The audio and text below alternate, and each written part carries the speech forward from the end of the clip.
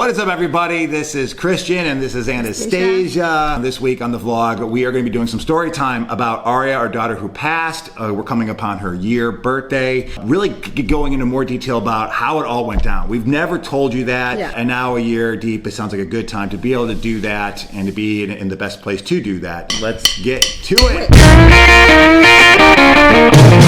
Okay, guys, so before we get into the story, because we're about to open up to you, a big part of the story of Aria is this opportunity we had to hold and sleep and be with our daughter after she was born. And remember, she was stillbirth because of something called a Cuddle cot, and we are so grateful for that. And that's going to come up in the story, but we wanted to let you know that if you're familiar with the Cuddle cot, a lot of times they're offered in hospitals, but sometimes they're not. Mm-hmm. And we are so grateful that one was at the hospital that we were at, and we want to provide that opportunity for any other family that if they choose to be able to spend those precious hours with their son or daughter, that they can, because the Cuddle cot does have like a little cooler underneath this bassinet. Yeah. The child, the stillbirth child, can be inside, and then you and the family can sleep next to it. So we are raising the money for that. Yeah. We'll tell you more about that, but if you got to go, check the link there. And then come back to watch the vlog. Yeah. Click on the link. Because these Cuddle cots are not cheap. They're not cheap, so that's why we're giving to it. We're inviting you if you want to be a part of it with us, but we're just trying to raise a flag to do our part in making sure that a local hospital has one. And we are almost reaching our goal, so don't think that you might be the first person to donate. We are almost at our goal. This is the first time we are sharing this story, so stay along with us and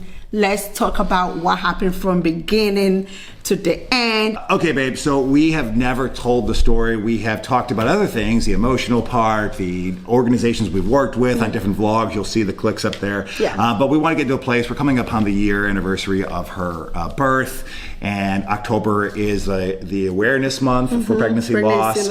And also the day that Aria was supposed to be delivered is actually the actual day of pregnancy awareness. So let's get to before then of how we actually got to that place. Babe, where do you feel comfortable starting at? So I'm comfortable to start from wherever we can start with, because I'm ready for you guys to know. We did share that we found out that Aria wasn't going to make it at 20 weeks gestation.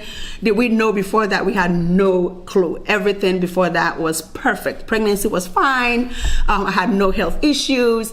Baby was doing well. And then on the 20th appointment, we didn't have anybody to watch Kwame. So Christian ended up staying with Kwame for me to go for the appointment. And then I went, and then the doctor was like, oh, I think there's something going on. I'm not sure yet, but I want to refer you to a specialist. So we ended up going to the specialist, who told us the baby wasn't going to make it. To that point, we still didn't know the gender. We had to go to a specialist, and we had a sense that we were getting sent to a second specialist that something was up. Yeah. So your mind is racing all night if you've been through this, because you have the appointment the next day. And if you go online, because we just all Anastasia knew was from the ultrasound that they said there was an excess of fluid in the brain, in the skin, and also basically the baby was filled with fluid. And I was like, fluid, I remember the high drops like in nursing school, but it's one of those, if you don't like specialize in you don't go into like maternity health, you kind of don't focus too much. It's nothing good. Yes, you look it says high drops. I was like, nothing good. Well, that's a lot of fluid. But the doctors weren't freaking out. No. And we come in the next day, so there was still hope. We were standing in gasoline and we had a match, but we still had the hope that you could blow out the match, because we're like, well, they didn't give us all the information, and they would have kept us there if it was something really bad. That's what I was saying. But I knew, like, the moment the doctor walked in and he's like, yeah, I think there's something. I'm not, I don't think it's something that maybe I can fix, but I'm sure we send you to the physician, like the specialist. I was like, oh, great. And we get the specialist whose gift was really science, not really emotional care. So he was pretty straightforward. Yeah. And so he said, Turner syndrome. I think it's Turner syndrome. This one starts to just crumble. And I'm like, gosh darn, because she's a nurse. Because she's heard those words before. I hear Turner syndrome. I'm like, so you're saying we got a chance.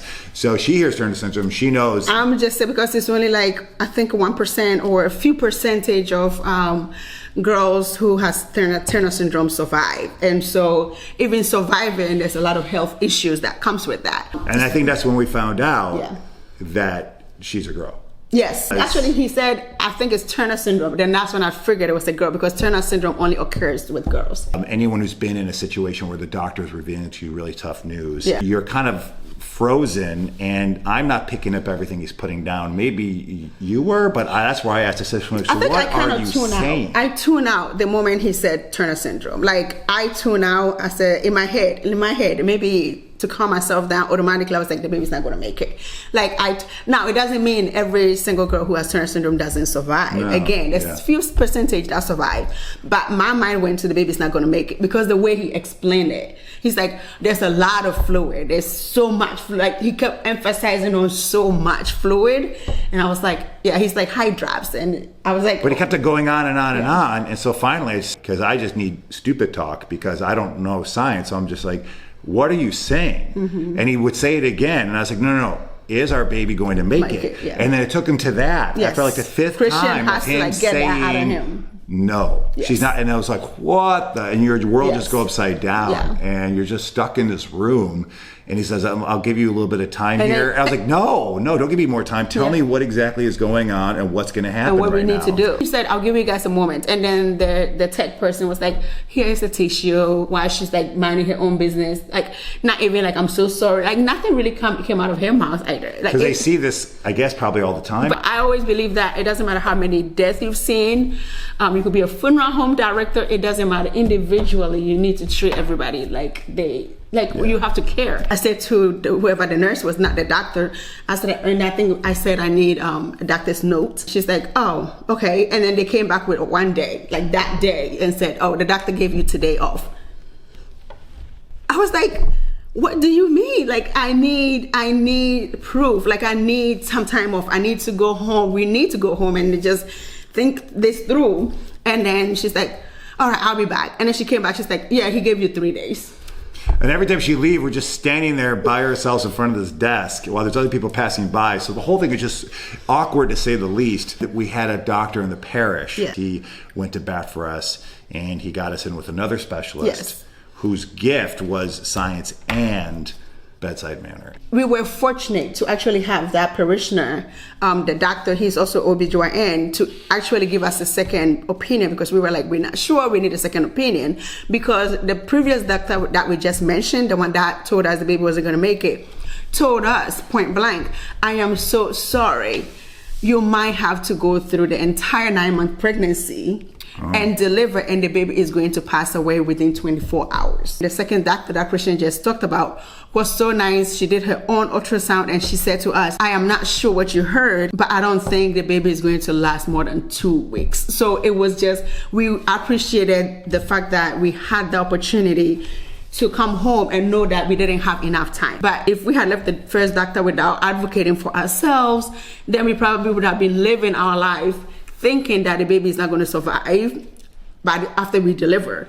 Now we have more time because we have 2 weeks. So whatever we have to do, we have to prep for our mental health, whatever we need to do, we had 2 weeks to plan for that. We decided to have a gender reveal. And we knew the baby was a female, but we still had that planned out, like how we wanted Kwame to be part of it. But for you, also, a big reason was Kwame got all of this. Yes. So it's only right that Aria gets all this. I just didn't want to live my life feeling like I did her dishonor by not doing exactly what I did with Kwame, and that's why the 2 weeks was so important to us. We get that our walk here is different for everyone. So you might be thinking, like, you guys are crazy. So this is what worked for us. So we would go to bed and lay in bed, which, you know, obviously there's tremendous heartbreak, but we have this week with our daughter. So for us, that was very precious. For us, that was very sacred. And I must say, you guys also know I'm a little extra, which is true, and I will admit I am a little extra. We found every day that we had with Aria was so precious. To speak to her, we knew she could hear us, pray over her, or to be with her. We could have this week. That's what we got. Like, we got this week. My eyes, let me tell you guys, my eyes look like I couldn't even open my eyes some days. Like the crying, the all night crying, not being able to sleep, and just even looking at Kwame just brought so much tears. Now thinking back, I wish maybe we had someone to take Kwame away from us for maybe a couple of weeks, not just a few days.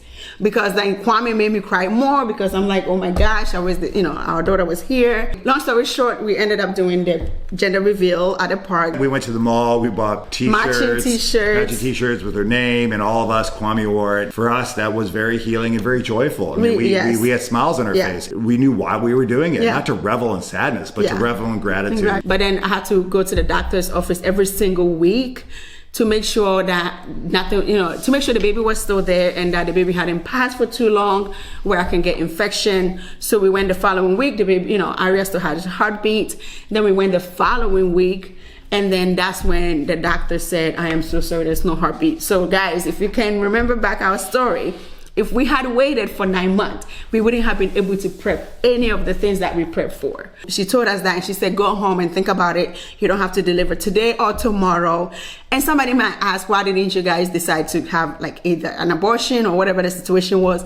At 20 weeks, like at that moment, I don't think you could even do any of that in Florida. And that wasn't our plan. Now, I also understand if other moms decide to do that, it all depends on whoever the mom is. But that wasn't our decision. Our decision was to carry the baby until the baby passes. So we go to the hospital, the same hospital where we had Kwame. And the day that we get in there for the hospital, we get the exact same midwife who delivered Kwame, and we adore her. Yes. And so we just knew that God was present, God was there. It was going to be a holy day. By the time we got there, we had friends who were able to call the photographer. Now I lay me down to sleep, and also to be able to get a cuddle cot ready. But the cuddle cot usually is there at the hospital if you choose to use it. Back in the day, they didn't have any of that. So once your baby passes away, you have to just hug the baby and they take the baby away. Now you can spend some time. And now it's not at every hospital. And that's why we have decided to help get donation and donate one of this cuddle cot in the memory of Aria. So her name will be on the cuddle cot, and it will be at one of the hospitals around here. Our prayer is that every single hospital in the entire United States will have a cuddle cot. So that's why we are doing this fundraiser. So it's through Flip Cause, and we'll put a link right here. Yeah. They cost anywhere between $4,000 to $6,000. We're getting close. So if you feel whether it's $5 or $500, whatever you want to give, just know it's great, and it'll be given in Aria's name. We will actually come back and show you guys the picture of the cuddle cot, how it looks like, how her name is spelled on it. We have 1 week, so if you see this vlog this week and next week, then you can donate. If not, it might be closed, but you can still donate to Madison Miracle. So once Aria was born, the team was so amazing, and they put her in the cuddle cot. And so then after Anastasia, we get all this time holding Aria. Then we get to sleep next to Aria. And you guys have to remember, so I was induced because I couldn't go into labor on my own, even though the baby had passed 3 days earlier. And then if you know me, I don't do well with pain, so I did go for epidural. And the epidural was actually worse than Kwame's. So I delivered vaginally. And then once you deliver vaginally, the process is the same as just having a live birth, meaning like a baby who is alive. They give you the baby, you cuddle with the baby, they take the baby, they clean the baby, and then obviously we wanted to actually do more testing to make sure, because our doctor didn't know if it was Turner syndrome. So we decided to do more testing to be sure, because we wanted to know if we want to have more kids. We want to know if there's any other testing that we need to do. I was so drunk from the medication, if that's the proper word. Stoned. I was stoned from the medication, really stoned. You guys will see pictures of me. So I'm really grateful that once I came out of my stonedness, my drunkenness, she was still there. Yeah. So I don't know how I would have felt if, you know what I mean? So yeah, you never mentioned that before. Yeah. So waking up and then she was there, then I was able to take in my own moment, to have that moment with her. These little detail, it might be little, but for me, it means a lot, and so other people can have that opportunity to spend more time with your child. So to donate, guys, this is a long vlog, but hopefully you stay to this part. But Kwame actually got to touch his sister, because Kwame looked at her and he looked over and he smacked her, and which was at the time a little nutty because just obviously, but also Aria was swollen because of the fluid. There was concern that she might, Kwame would just bust something. So we were very afraid. But that was his first initial. He goes. So he made. We were contact with his sister, which was actually, in a way, kind of cool. The Kwame understand? Let me answer your question in case you leave it in the comment section. Kwame had no clue. Thank you for letting us share a story, as we've been able to share a story with you over the last year. We love you. God bless you. We apologize for the long vlog. Peace. Peace. Bye-bye.